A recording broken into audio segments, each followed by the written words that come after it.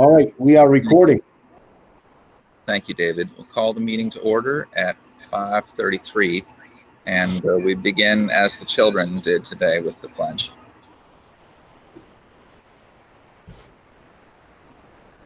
I pledge allegiance to the flag of the United States of America and to the republic for which it stands, one nation, under God, indivisible, with liberty and justice for all.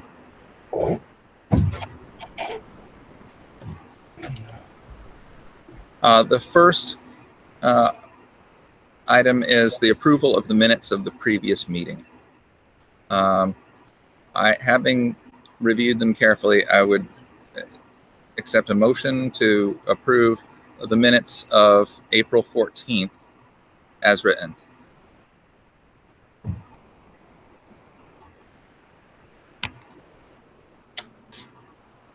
I think Kristen's trying to find her volume. I will. I'll make a motion to approve the April minutes as written.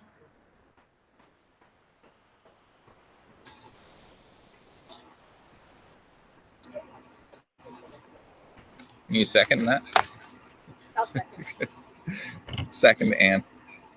Anne Marie's with you, Sean? Yes. I second it. Sorry, I had my mute on. No, that's okay. Thank you. Now, any discussion of those minutes? I have, they're wonderfully written and very faithful. On page 1, item A, where it says progress-based learning. I'm getting some feedback here. Thank you. Under where it says progress-based learning, that should be place-based. Where it says, Sean Whalen mentioned that due to the time we're in, we are all learning more about, it should read more about place-based learning. And I that may be, to clarify, that means learning about the place where you are, which is... So P-L-A-C-E, Sean? Yes. Okay, because it sounded like play, so I didn't want to write it wrong again. Okay, thanks. Angie, that's correct. That's a terminology in your work. Yes, it's a key part of the portrait of graduate work, and was a good example of it was the mountain curriculum that Maniscutney developed a couple of years ago. Learning about the place where you are. The other thing I have is under 5B, complete board reorganization. I think it should just read reorganization without the O being capitalized. Or reorganize. On page 2, on item D, there's 2 S's in buses. It's spelled B-U-S-S-E-S, and I think the correct usage is a single S, B-U-S-E-S.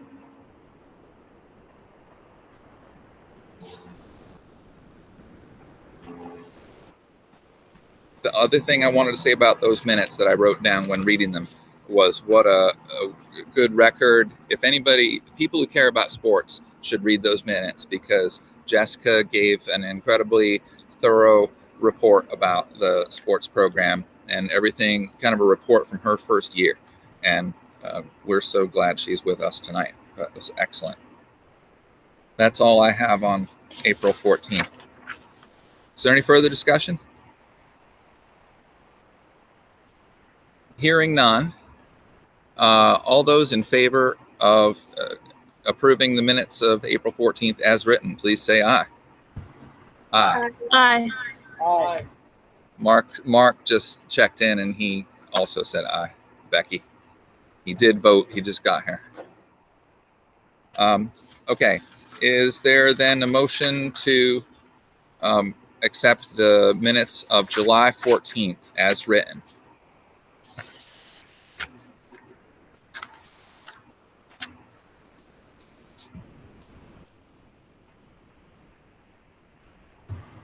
I'll make that motion. I will second. And any discussion of the minutes of July 14th? I have one correction where on page 4 under homeschool support, There was a discussion of providing staff for virtual learning, and there's a sentence that said, David Baker said, we will strive to do this with an F. And it's a wonderful mistake, but it should be strive, I think. I'm sure there was no strife. That might have been Freudian. You never know. Maybe. And Angie's name was on page 2, Angie Ledoux, L-A. It was misspelled with an E there.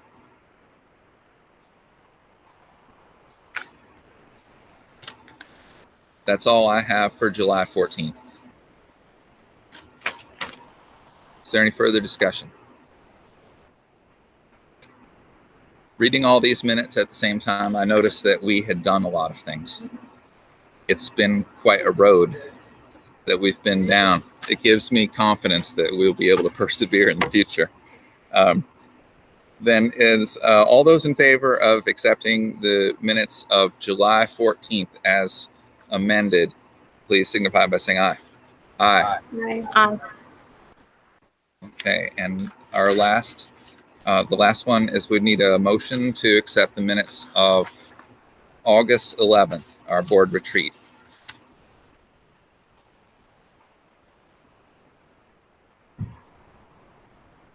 I move to accept the minutes of August 11th. I will second. Any discussion of those minutes?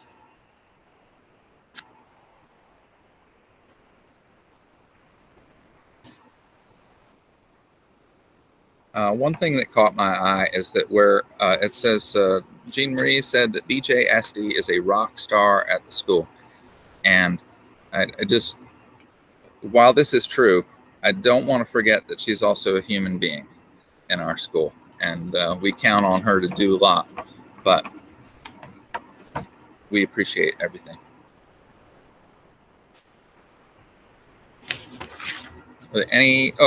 Where Becky, where you use NFD to signify no further discussion, is that, I came to understand it, is that an accepted usage? As a shorthand, just write NFD? I think it is. I used to write it out, but then I switched to that. But Okay. I think the old people used to use that, but I don't know. David might know. No further discussion. I can No. start writing it out again. It I just mean, saved. I don't know, to be honest with you, Becky. I mean, I either can way, look it up, but I don't know where you find it. If there's no objection, I would accept it. yeah. Okay. Simple. Yeah, I switched that not that long ago so you picked up on that because I used to write it out. Right? I was being picky. That's the problem of setting high standards, Becky. That's okay. People just want more. But thank you. They're really so well done. I appreciate it. My mother, as you know, was a secretary who took minutes, and so I'm a connoisseur of it. Thank you. You're welcome. Is there any further notes on the minutes of August 11th? Hearing none, all those in favor of accepting the minutes as amended, please signify by saying aye. Aye. Okay, thank you. I'm glad we can get these into the public record. As noted, for people who are interested in athletics, those April and July minutes are really good. Are there we're come to changes and additions to the agenda? Are there any? Yeah. Did the change that I suggested in the email get made? I'm not sure, but I wasn't. Yeah, I don't know if the wording of the grant. That should be changed. Yes, it should be. Becky, did you get that notice that the grantor for the outdoor classroom wanted to remain anonymous? Yeah, so should I, when we get to that point, just put anonymous Yes, grant? please. Okay, that's what I'll do. Thank you. David, did you have any other changes to the agenda? No, just I think with the, with Becky doing such a masterful job of getting the agenda out, and I know now you're working with Lori. I mean, Lori's now full-time and in place. She's my administrative assistant, and I know she knows Becky. She lives in Weathersfield. I think we're going to get a system and a routine down here reasonably soon, but this is all leading up to the fact that somehow Ed Connors did not get a copy of the agenda, so he didn't know. He did give me, when you get the financial update, he did give me your last year's balance, but he said he'd be glad to come and give more detail in October. So there won't be a detailed financial report tonight. Okay. Okay.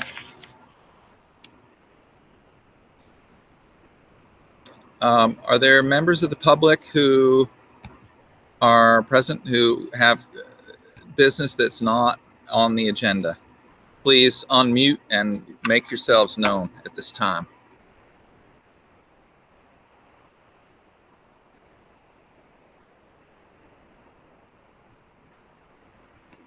Okay. Well, I want to thank all the members of the public who are with us today and all the teachers and members of the community. It's been a long day for all of you. And in my home, we woke up and prayed for you immediately. So we're glad you're here. Then our first item on the agenda as an item for discussion is the principal search. David. Right. We talked at the last meeting about both because of the COVID pandemic and just, the business of schedules, trying to gather a stakeholder group in person just seemed not very possible. So as an alternative, what I did is I worked with BJ to get a sort of a stakeholder survey out to teachers and community and parents. And so BJ was very helpful in making that happen. We've gotten over 100 responses back. I don't know that we'd get that many at a stakeholder meeting. So I think the feedback was good. And I do have a presentation of that feedback, but I think because of the nature of the feedback, especially, we asked for both strengths and weaknesses of the school, and some of it was pretty personally identifiable. I sent the comments out to the board today, so you even though it was late, so you could take a look in advance. We just sort of put the data together over the weekend. So I would rather go into executive session about that piece. What I did do though is I think at some point we've got to decide. I've got that recommendation about the stakeholder group, and I think it's time probably. The search committee. I think it's time probably now for the board to, authorize that search committee so that again I could work with BJ and get out, an invitation to parents, community, anybody who wants to serve. I've already got a few names of people who say they would like to serve, both staff members and community members, and they will all be well known. They will all be well known to you. But I think we need that authorization. We're still a little ahead of schedule. The advertisement usually goes out in October. I also sent the board a draft of that advertisement. I mean, I'm open to any suggestions or thoughts on that advertisement. I mean, what you're really trying to do is just attract, the best and most formidable candidates to the table. So, we live in a great area and a great spot. But if anybody has anything they'd like to add to that advertisement, then just email me and I'll make the necessary adjustments and changes. But I think we should be ready at our October meeting to approve the advertisement, to name the stakeholder group, and to move that process forward. I think if we go out in October and collect about a 6 weeks worth of applications and resumes, I think we'll be in good shape, and I think we will get applicants for this job. This is an attractive part of the country. It's an attractive school district, but I think we should be ready to really set this thing in motion in October. That's usually November is when people in the school business are looking. They haven't signed contracts yet. They're kind of thinking about a move. That's a good time. You get much into December, January, people sometimes, some districts ask people to sign early. So I think the sooner we get that advertisement out, the better off we'll be. So that would be my suggestion, to look at the materials I sent. I think we do have to have a conversation, executive session tonight about, about what the community is looking for. But I think we'll be ready to move here. If anybody has any thoughts, comments, questions, now would be the time certainly to ask those or to state those.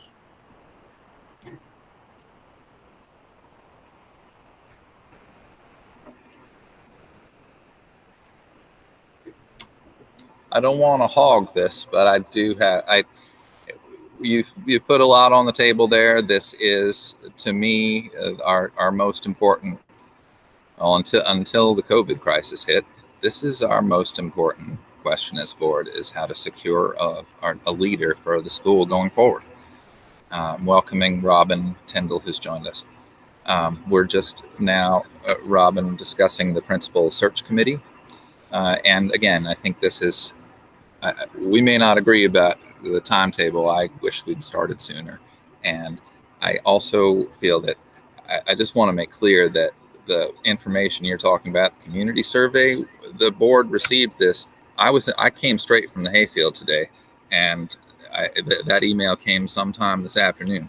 So there's certainly been not sufficient time for this board to review that information. And I really wish that we'd got it sooner, but I understand that you've been very busy lately too. Mm-hmm. Mm-hmm. So we'll move forward with what we have, and those are my comments. Are there any further comments from anyone else on the board about the timetable, and when would we authorize the search committee? Would any of this work be done in executive session tonight, or any other question?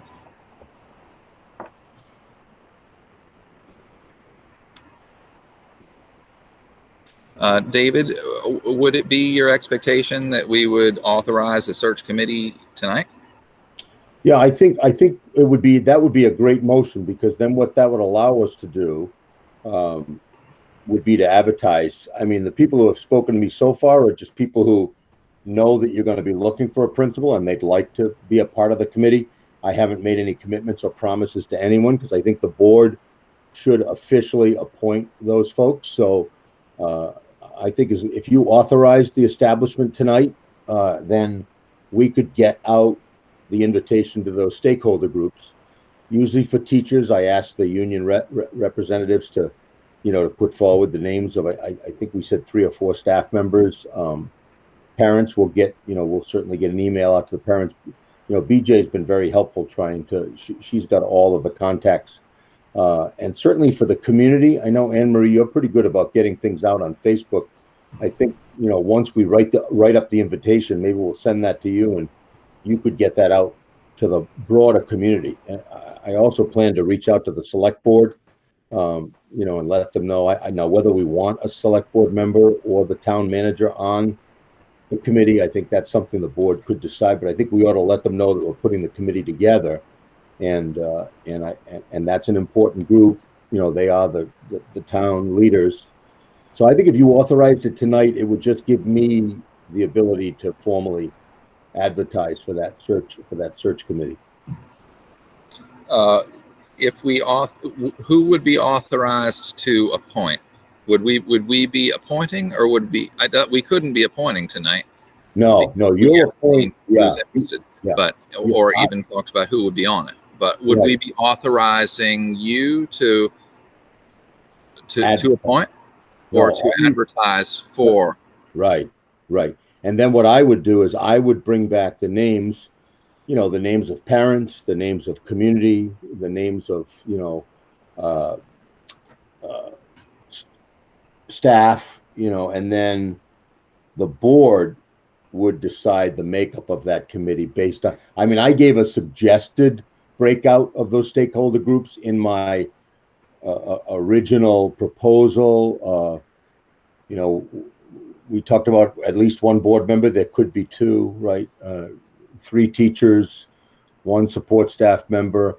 But I think you could finalize all of that in October, and that's on who applies too. Exactly. That, to me, that's your job. What you don't want is, you don't want the committee, you know, we don't want 40 people. It will just be unmanageable. I mean, we Okay. just have to No, keep. now I understand, and I'm glad we clarified it, because this is something, if authorizing the search committee is something we can do in open session. That's correct. And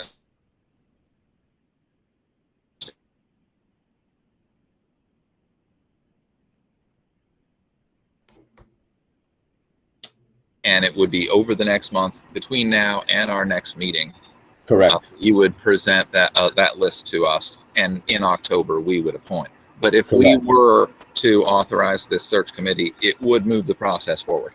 That's correct. And that's why I felt, you know, and I realize I agree, Sean. I did not expect you to spend a lot of time discussing the advertisement tonight, or the comment sheet that you got. I think we could start that conversation for a few minutes in executive session, but I think in October, because as I looked at the original plan, you know, the stakeholder group would get set up in October, and the advertisement would go out toward the end of October. So I think, you know, again, I understand the frustration with the COVID and the timeline, but I don't think we're that far off. I think we're okay. Okay.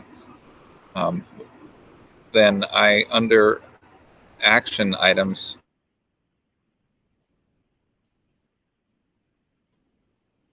and to advertise for the principal search committee. Correct. I think that would help us out, and we can do that now. Correct. Is there such a motion?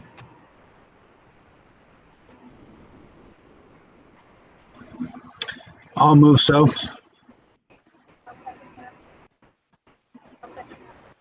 Seconded by Ann. Is there any further discussion? And Becky, did you get the wording?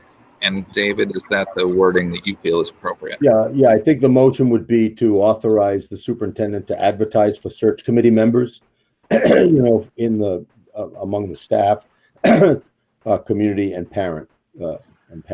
So I think that's great. Okay, thank you for that clarification. All right, is that amendment to the motion okay with you, Mark? Any further discussion?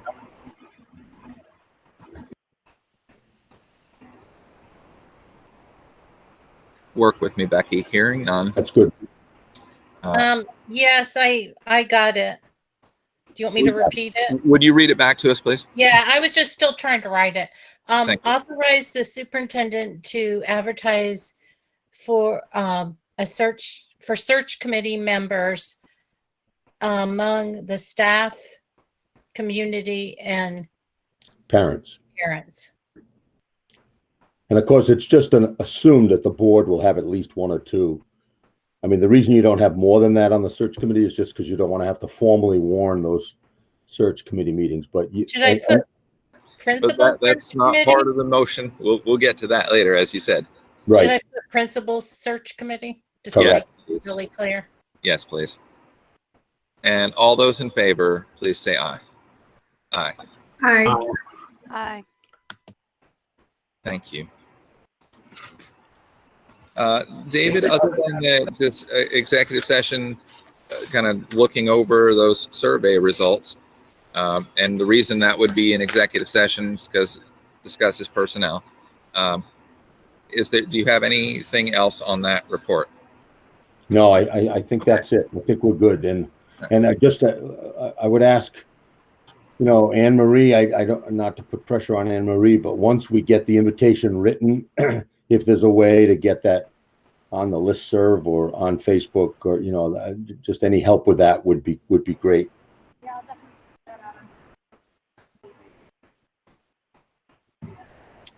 Yeah, I think I heard Ann say yes. Yep.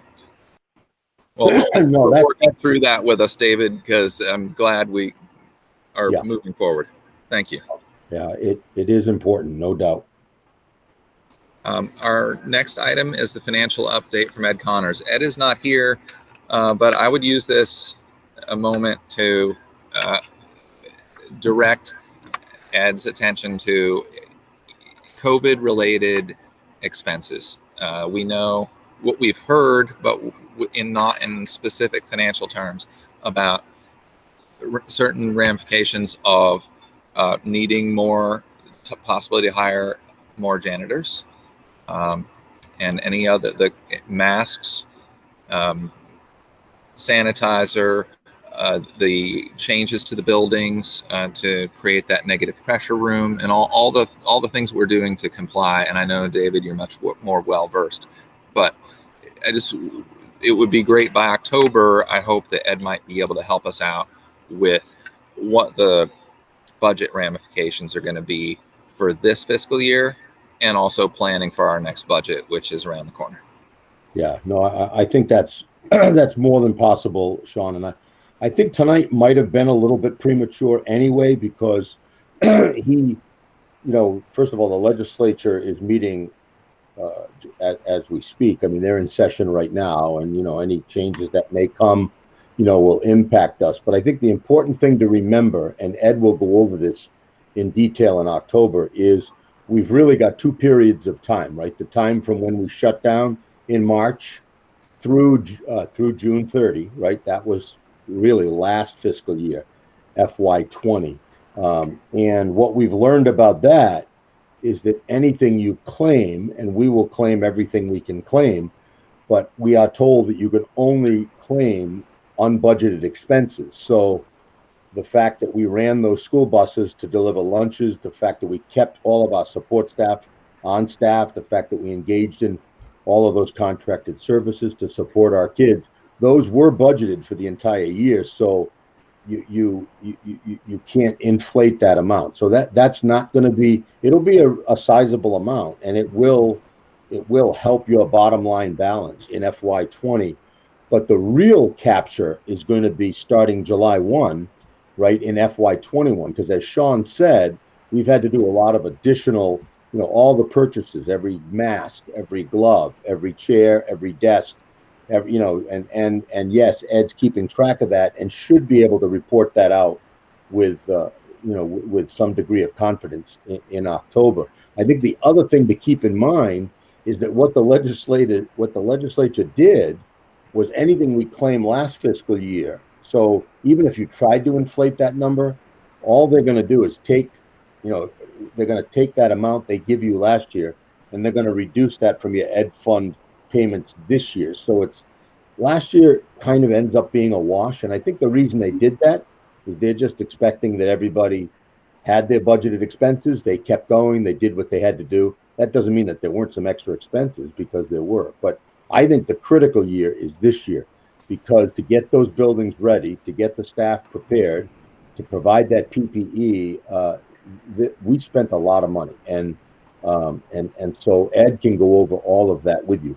The good news that Ed wanted you all to hear tonight, and I don't know if he would couch it as good news, but even without applying any of those COVID expenses to FY20, right now Weathersfield has a surplus of, it's not a big one, but it's $11,300. So you're already in the black. It should get a little bit better when he applies those FY21 expenses, and so you'll have some carry forward going into FY22. So that's the long and short of it. But in October, he can really give you the detail. Well, that's good. Let's make sure to add that, Becky, to the October agenda. Any other requests from the board for Ed Connors, our financial manager, going forward the next month? Okay, hearing none. The next item of discussion is the town letter clarification.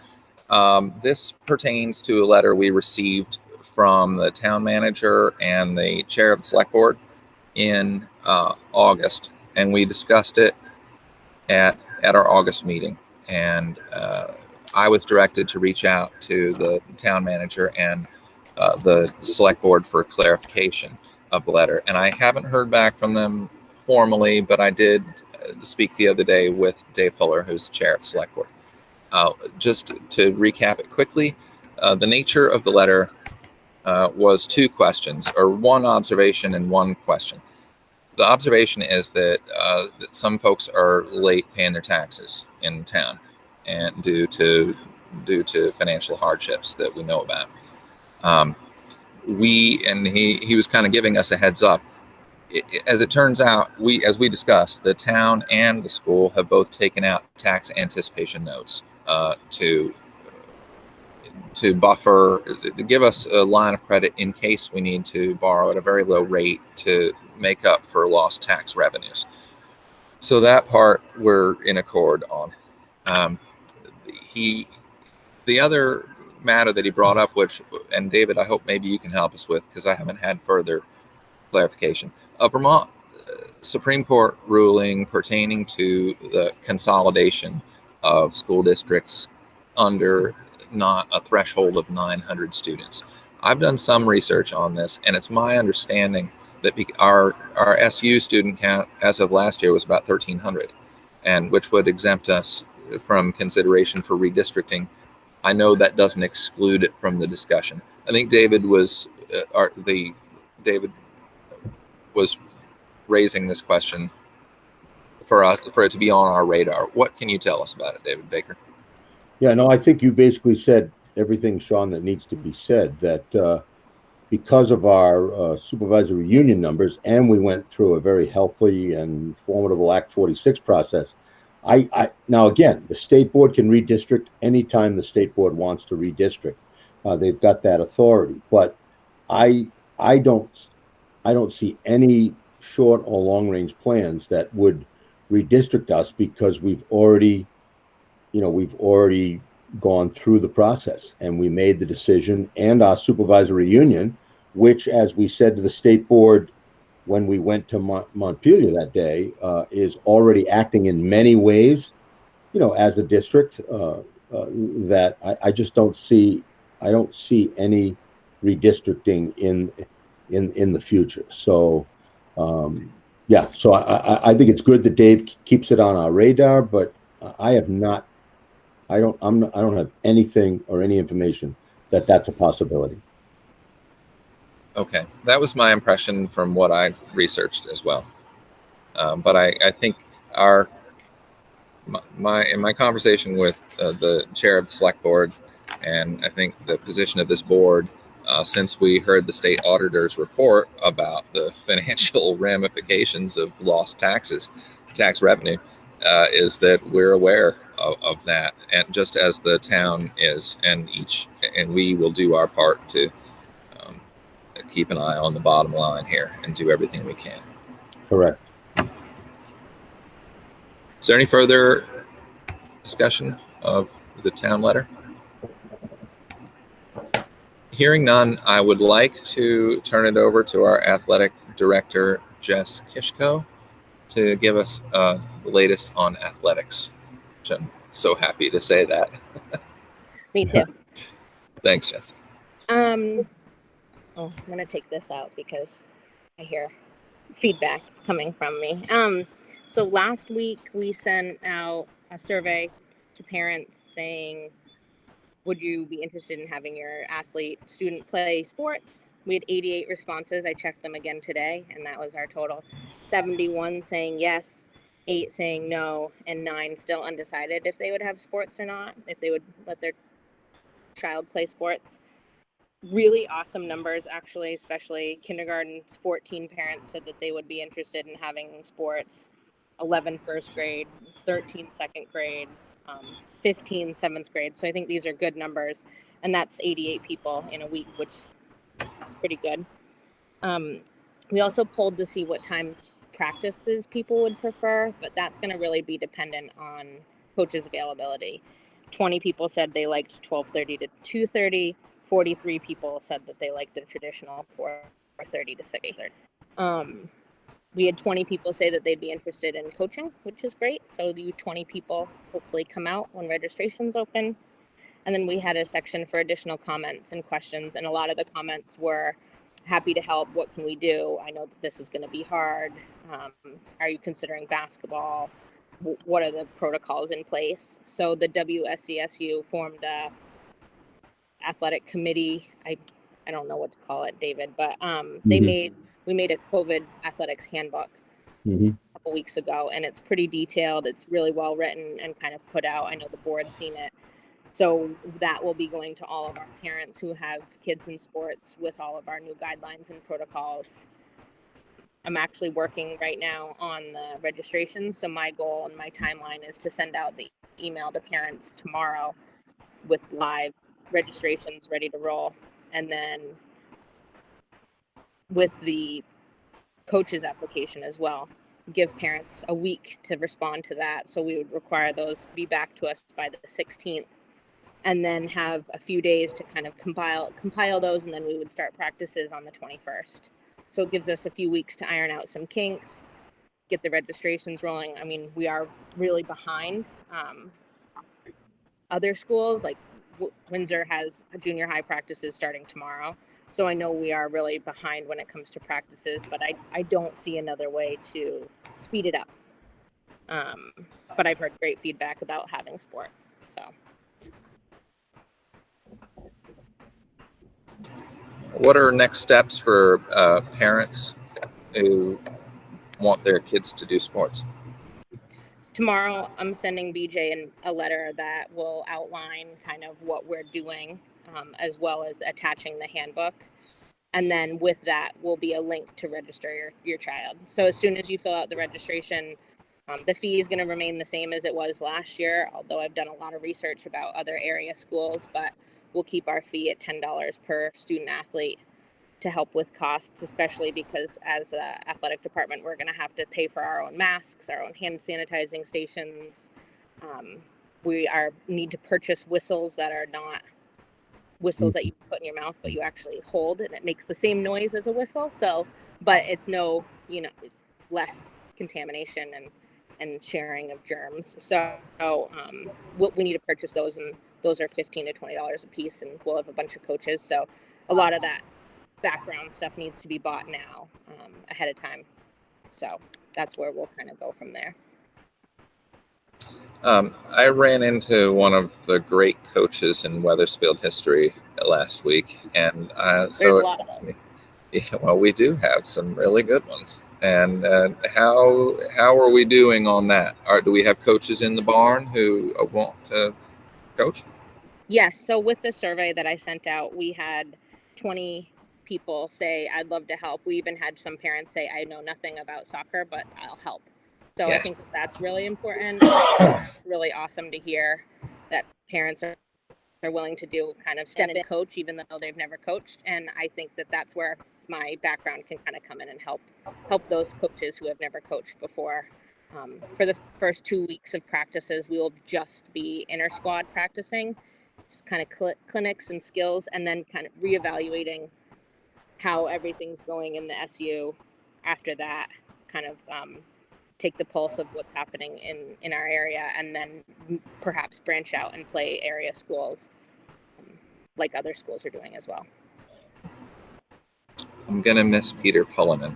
Yes. He was so wonderful at the basic skills for our youngest kids. He really raised generations of soccer players. Yeah. So if anybody wants to officiate, give me a call. Come on down.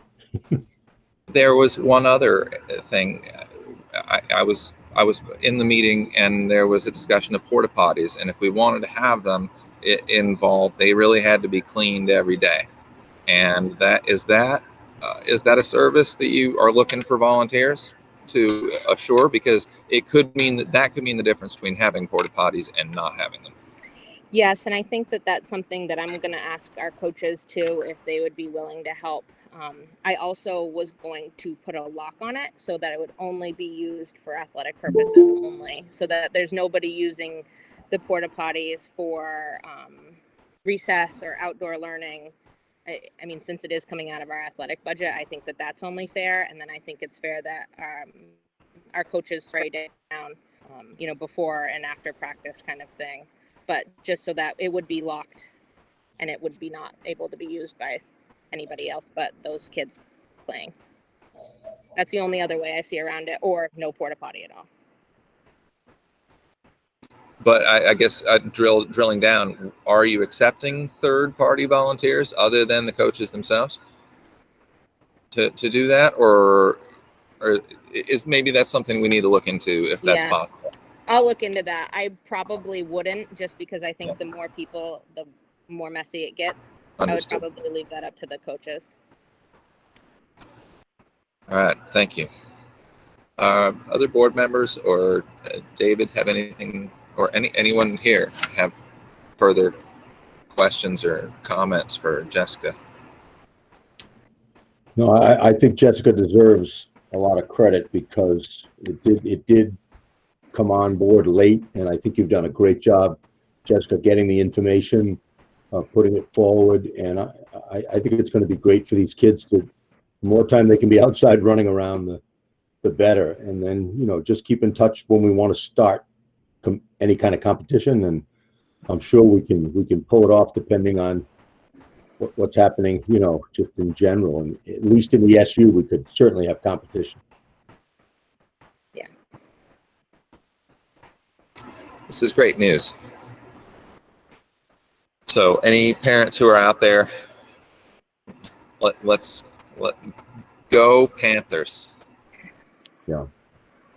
Jessica, did you get a chance, not to interrupt Sean, but did you get a chance to, apparently there were a couple of kids when they felt Weathersfield wasn't going to have a program that sort of signed up with other recreation departments. I think Windsor, in fact. Did you ever get a chance to chase those kids down and see if they want to come back or what the story is with them? I haven't chased them down yet, David. I was planning on trying to do that this week once we got our registration sent out. Okay. Just to see. I know Jean Marie said that there was a few that she had already released to Windsor, so we just kind of want to have a quick discussion with them.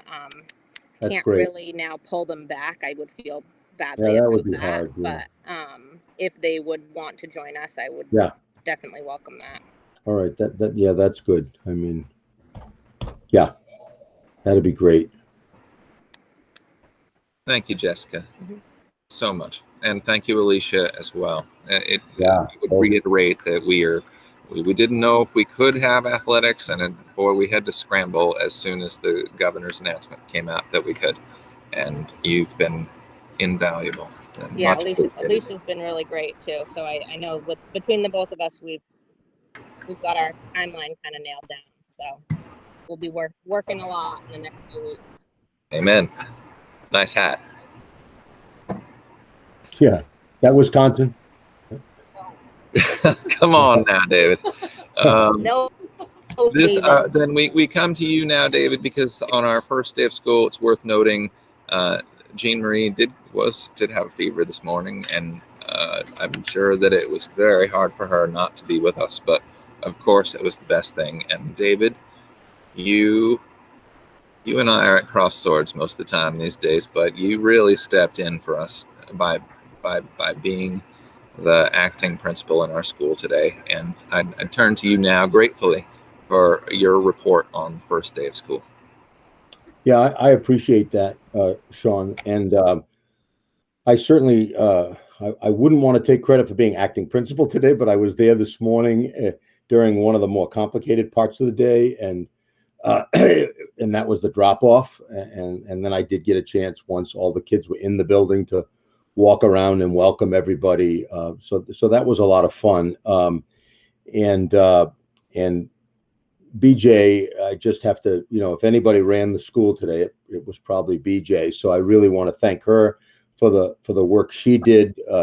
Clearly that traffic pattern and drop off plan was impeccable. I mean, within 20 minutes, all the students were dropped off, and then the buses arrived perfectly and all kids got settled. So I want to hats off to the staff who planned all of that, and also to the parents. The parents were extremely patient this morning as they waited in that line, and I think they all knew that it was probably going to take between 8 and 8:30 to get it done, and they just did it. A lot of smiles, a lot of waves, a lot of thumbs up, just everybody trying to stay positive, and that was great. The teachers, I did visit every single classroom. It was amazing the way they had the kids engaged in activities and There was a little snack time, obviously, to start the day. Breakfast was there. The younger kids were gobbling it down. The older kids they were struggling to take that breakfast, but I'm sure they'll get better at it as they see that happening. But I know we've got teachers on this line now. But again, hats off to all of you. You did a great job. You kept the spirits high. You lifted those kids up. You welcomed them. And I don't know whether we got any pictures today, but the kids were just adorable in those masks. They were all being very attentive to distancing and the masks, which I thought was a credit to the kids at Wethersfield. So again, without dragging this on too much, it was just a good first day. And I told BJ, I'm not sure what Jean Marie's condition will be tomorrow, but I do plan to be back there in the morning. I think it's nice to just have that added administrative support. So between Angie and I, if Jean ends up being more than sick for today, we'll certainly do our best to try to help BJ and cover. But that school ran extremely well today, and I was incredibly impressed.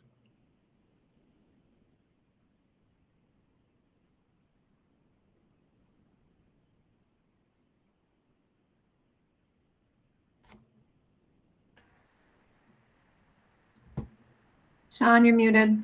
Sean's getting his sound back on. There he goes. Thanks. Sorry. I just wanted to invite other people to weigh in on their impressions of the first day, people who were there. David, I'll just echo that. I wanted to say that as both a parent and a board member dropping off and picking up today, it was like we had done it a million times. Like, it was so weird in the morning. It's like everyone, like, I don't know, everyone was friendly and waving, and my girls were nervous, and the teachers were so awesome, just taking temperatures, like, hey, what's up? How was your summer? Like, they were just so calm and cool, collected. And I think it was like really amazed how awesome it went. So.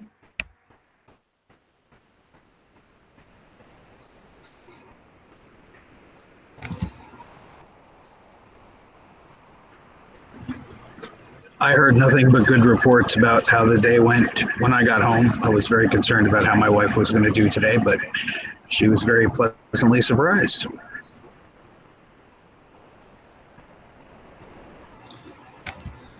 Good to hear.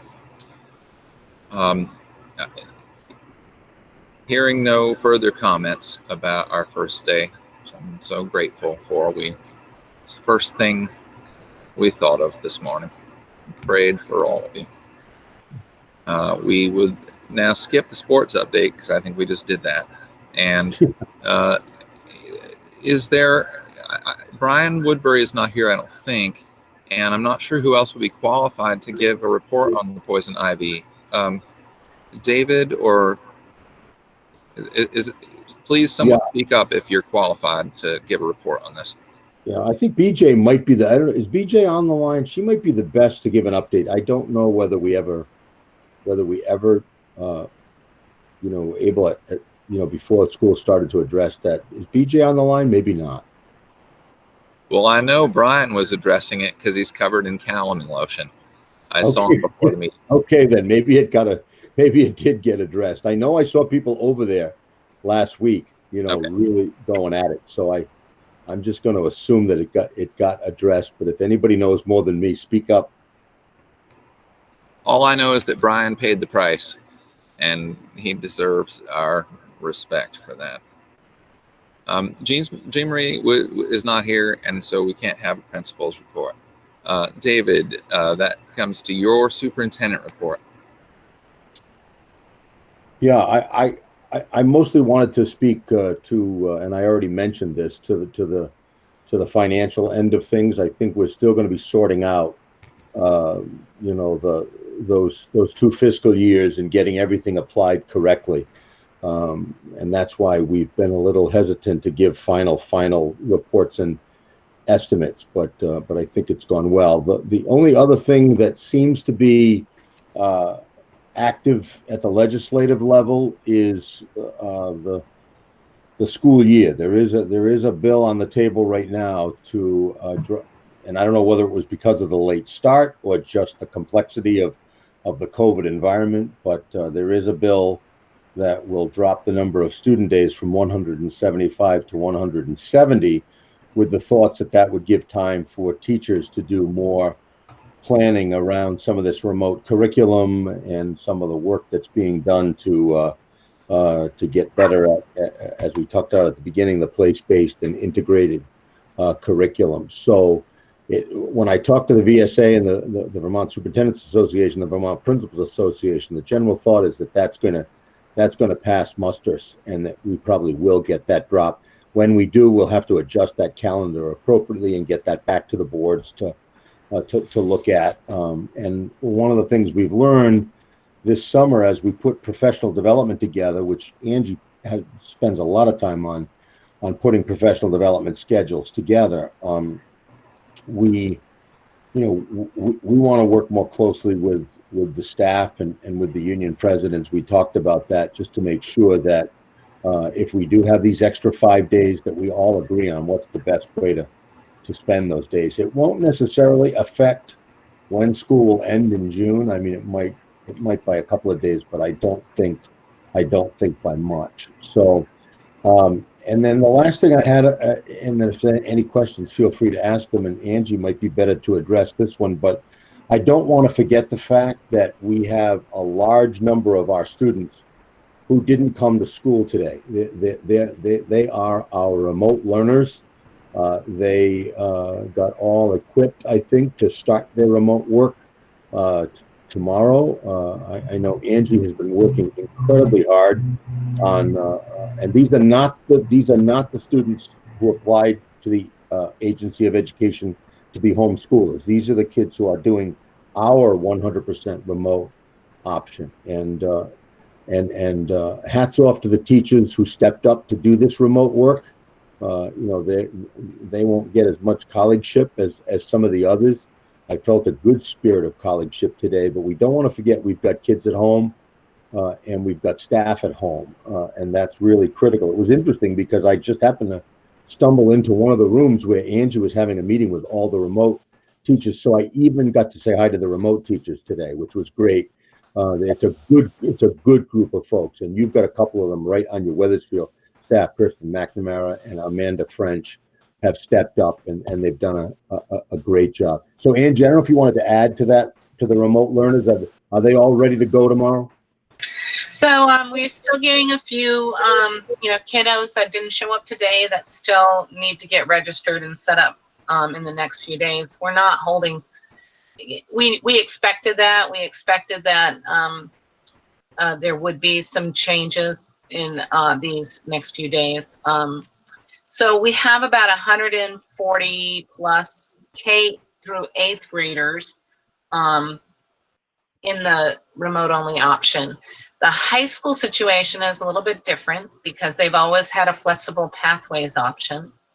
And so Kim Gogan, Greg Pickering, and Jessica Vivian. Kim Gogan's the flexible pathways coordinator, and Jess and Greg are the school counselors, have been working to get all the students registered, because not only did they have to register the kids who wanted to be remote only and find all the courses that fit their schedules, they also had to, we have 3 periods in the afternoon that's remote for our high school students right now, for all students. So the high school situation is a little bit different, and I think that in the next few weeks it'll probably take us a couple weeks to work out all those glitches to make sure that those students are up and running. So I feel we've sent out letters. I'm working on a few documents to send out to families. I've had some great responses back from families. They seem excited about it. I mean, that's a few people. But wish us luck, because they do start with their class meetings tomorrow. So the thing to keep in mind is that the remote only option is not going to be like what students experience in the spring. There are a little more stringent expectations, if you will, because the spring was in response to an emergency situation. And you may argue that the pandemic, we're still in an emergency situation, but not at the same degree that we were in the spring. So the AOE has provided some guidance about what the expectations should be for remote and hybrid learning, and we are putting those into practice. and going to work it through. So I firmly believe that you can solve problems when you work together. So if any problems arise, I feel confident that our team can help make it work for our kids and their families, which is really the reason why we're doing it, so that it'll work for them. Yeah. And are there any questions? Yeah. Thanks, Angie, for putting the time in. Yeah, any questions? That's about it for me for right now, unless anybody has questions.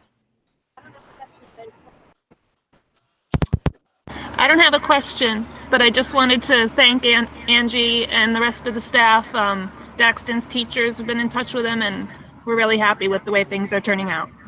I should mention that we have Jennifer Knight. She's coming to us from Heartland. She's doing kindergarten and part of first grade. Kirsten McNamara is doing first and second grade. Amanda French is doing third and fourth grade. Audrey Winston from Windsor is doing 5 and 6, and Keegan Chapman-Eaker is doing 7th and 8th grade. She comes to us from Windsor. And Scott Pooler is going to be working with students for math support, 6th through 8th grade. We also have two special educators joining our team, and that's Sana Abbey. She's a Heartland special educator, and Justin, I'm probably going to say it wrong, Osher,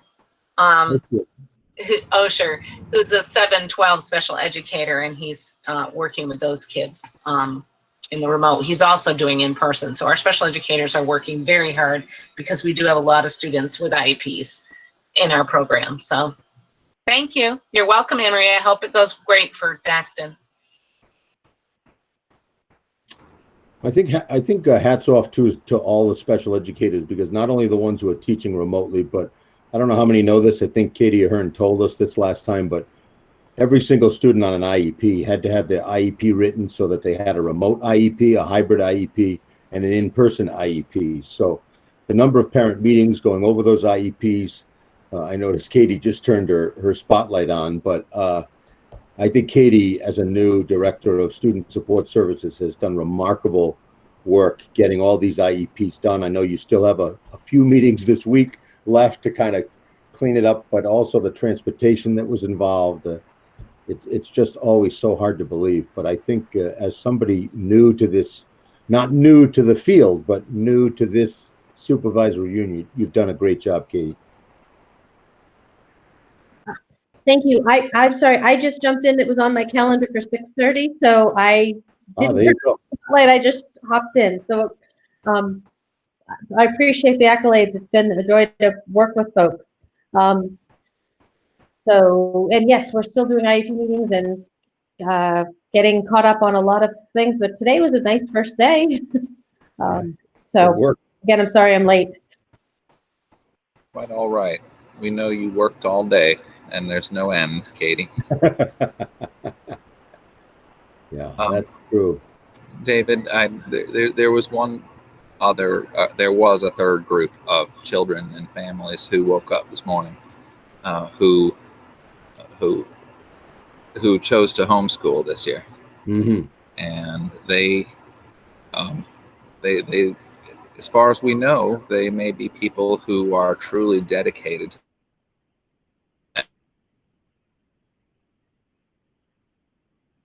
want so much to be part of this learning community. But I know that they are out there too, and that they woke up this morning feeling the pain of not being among you. But I just want to recognize that every family in our community had to make a choice.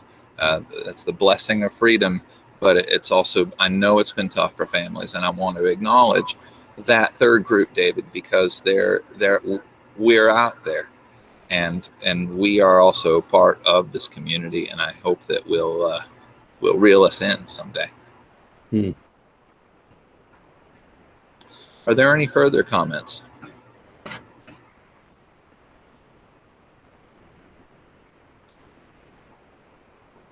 Hearing none.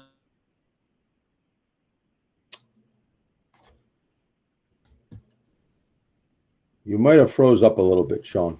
Now Sorry. you're back. Now you're back. We have no items for action. We have one, Anne Marie. Oh, I didn't skip over the approval of the grants. That would be I saw it's on the revised agenda. very important. These are these are 3 anonymous grants that have been received. And Anne, if you can you bring those up for us, please? Or not bring them up, but we'll need to make a motion for each one. Let me see. I think I didn't print them out, but I have notes here that there was a grant for $5,000 for cross-country skis. There was a grant for $3,000 for the outdoor pavilion, and a grant for $8,000 for the outdoor pavilion. Then I would ask for a motion to accept these 3 anonymous grants for, as stated by Anne. So moved. This is Robin. I would gratefully second that. Moved and seconded. Is there discussion? Sean, I just would like to thank our community for being so generous. I think Weathersfield is so lucky. Just everything that's been made available to the kids that we can't pay for regular school funds. It's really been a blessing. Yeah. Sean, I would certainly second that. Do you know whether these 2 grants, and maybe you know this or somebody else on the call, does that pretty much take care of what we need for the outdoor pavilion at this point? That's a good point, David, because at our last meeting, this board did authorize the principal to make expenses up to $8,000 to complete the project, or towards the project. As you know, with any construction project, you don't know until the end whether that's enough. But it is notable that the amount that we authorize is now been covered by a private anonymous donor and through philanthropy, which is really saving our school. That's great. So we don't know if that's the end of the pavilion, but it means that it's going forward, and we believe that that's going to get us very close to the finish line.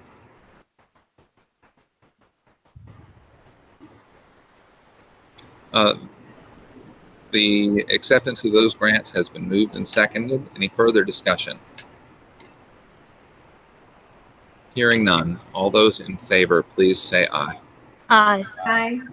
Aye. I am so grateful. And our next agenda, Becky, can you tell us what we have so far? So far, I have the financial update, Ed Connors, and I assume maybe something about the principal search. Yeah. Yes, that will be an item for action at that time. I believe we'll be appointing next month. Correct. Should we put it for discussion too? Items for discussion. You can put it as an item for discussion, please, Becky. The appointment of the principal search committee.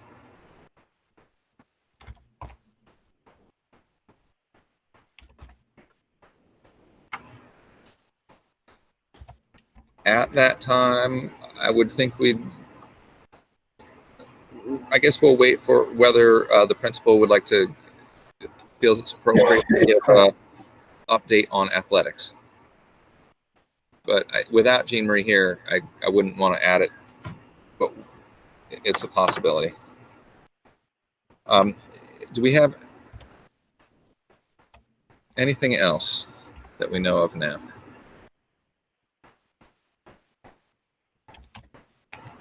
Okay, hearing none. Becky, that's what we'll have, and I would say check with Jean Marie when she's feeling better. Sean, I have a logistical question. Yes, Will that be on site as well as remote? Okay, thank you for getting to that, because there's a couple of things related to that. What we had discussed at our last meeting, and I think it got lost in the shuffle with the with no fault in the change of secretaries, but we had expressed the desire to meet at the school, given that our supervisory union has elected to have school in person, that we should be here too. So I should think that our plan going forward would be to meet in the school and outside as much as possible, which I think is the school's policy as well. What do you think? I think, Sean, and we can get a more firm opinion on this. I think the real issue is public access to that building, in terms of safety. I mean, outside where you are now, it's fine. It's whether or not we are permitted, and only our risk management team would know that, whether or not we're permitted to allow public in that building, while school is going on. I mean, I think there may be a way to do it, but I would like to check on that. A good comment from Christine Hughes that we should retain the remote option. Whatever we do, that has been fruitful in terms of allowing people to attend. Sean, I think for this time we said it was going to be both, and that's how I originally sent out the agenda when I found out I was the one that needed to do it this time, just because of the change in secretaries. But maybe it just got taken off. It got changed at the last second. Yeah, and I think Lori Brown is right on top of it, and it's going to work real well. Okay, because she jumped in with 2 feet. Yeah, 2 feet. Yeah, and such an important job for us. Right, and I just sent out the invite, and we can change. Once I get confirmation that we can do that public meeting inside from our risk management teams, I think that's fine. I mean, I think it's just going to be a matter of clearing that with them and making sure we've got somebody to go in, and because it's going to be dark right next month, so we'll have to do it inside in that multi-purpose room or in some room, and then that room's going to have to be scoured and after we're done. So let me just make sure that's all going to work, but right now we can plan on it being both. Okay, under the circumstances we have to be dynamic. I think it's understood that it's the board's stated intention as of August that we should meet at the school if that is practicable. I think that it comports with the VSBA recommendations on public meetings as well. So that's our intention, and between now and then we'll warn it with whatever is deemed to be safe. Yeah, and David, would you be making that call? Because I know you're working with all the other boards as well. Yeah, matter of fact, I won't just ask it for Wethersfield. What I'm going to do is I'm going to reach out to Vermont School Board Insurance Trust, let them know. I'm sure that the other boards are feeling similar, that they'd like to do more in-person meeting. I mean, the advantage we had this summer is we could be outside. I know, you had meetings outside. Heartland had a meeting outside. The problem as we get more into October is it's got to move inside, and I just need to make sure that there's no state law, no risk management protocol or procedure that we'd be breaking by bringing public inside. I mean, that's because with public, we don't have any health check procedures. We don't know who's going to be walking in that building. Are they infected? Are they not infected? We don't have our nurses available. So I just want to check it out. That's all. But I'll let you know, and I'll do it for all three boards. Great. Thank you. And I had one other question, and I don't see our school nurse on the call. So David, I'm going to put this to you. As you see us, the board members are not wearing masks. We have them with us, and I came wearing one. But each of these board members is about 12 feet apart from each other. And would that be acceptable in the context of your regular school activities? But if three people were 12 feet apart outside, should we be wearing masks at this time is my question. The rules do change outside, and I think as long as you're at least 6 feet spaced, and it sounds like you're more than that right now, and you're outside and you're not facing each other, then I think you're probably fine. When you move inside is when those restrictions get a little tighter, and that's when you have to be masked. So whenever we take a mask break with the kids, we've been going outside. You try to give them, between 5 and 15-minute break. But again, you keep them distanced, just like you are tonight. So I think you're probably okay where you are and with the number of people you've got there. Thank you. I'm trying to do what the governor asked us to do, which was to wear a mask. But I'd also like to go by what the school is doing, out of solidarity with our staff and with our kids who are all working so hard today. Thank you. Robin, does that answer your question? Yeah, that's fine. I just want it to be clear on the agenda and on the warning so that people know their options. Okay. But I think Christina's point is well taken, that we should keep the remote option. We will do that's that. definitely a benefit. We've seen more public participation since then, so I think that's great. Yeah, lots more people, and this won't take me long. I mean, I think I should in the next couple of days be able to have an answer about whether or not our buildings can be open to the public. That's the essential question. Can we open our school buildings to the general public? That's, and I'll get back to you ASAP on that.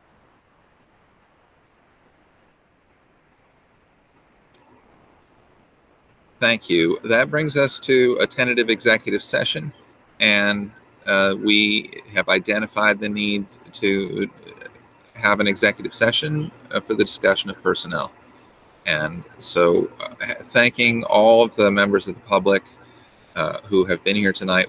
If we do enter executive session, we would ask for anyone who's not a board member or the superintendent to leave us tonight. And thank you for being here. Is there a motion to enter into executive session?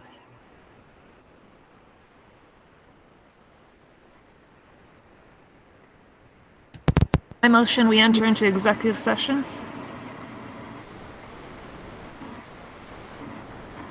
Couple seconds. Multiple seconds. Sounds like Sean seconded, or Kristen. I'll take it. All those in favor? Aye. Aye. That's great. Thank you for showing up, everybody. I'm going to ask Angie too, just because she helped pull some of this data together. She'll join us too, but she's the only other one that needs without objection from anyone. Okay, that's fine. Thank you, David.